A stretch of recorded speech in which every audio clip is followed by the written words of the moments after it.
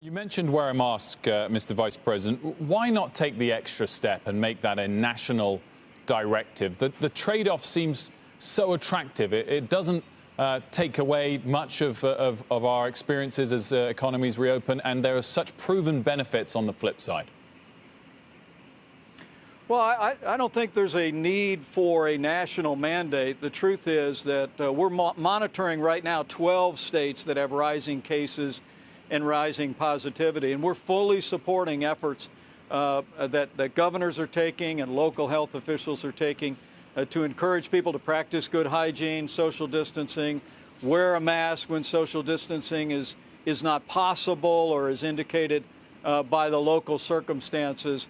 But the reality is, as you see in these economic numbers today, this economy is coming back strongly because the American people have learned along the way how we get our country back to work, how we get back to worship, and ultimately how we get back to school. Just earlier this week, the CDC issued updated guidance on K-12 education, on higher education, and we're going to get the kids back to school this fall just every bit as much as this report today shows that America's going back to work. Goldman Sachs put out some research this week, Mr. Vice President, saying, quote, a face mask could potentially substitute for lockdowns that would otherwise subtract nearly 5% from GDP, a face mask mandate nationally. Does that sway your argument at all?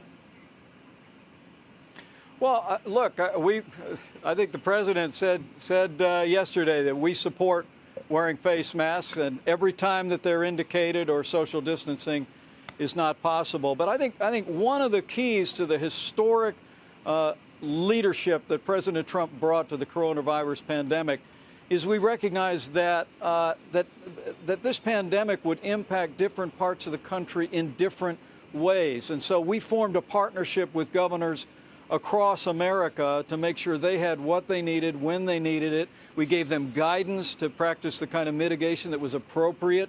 I mean, there are some areas of the country, in fact, large areas of the country, Wilf, where we have a very low number of cases at all.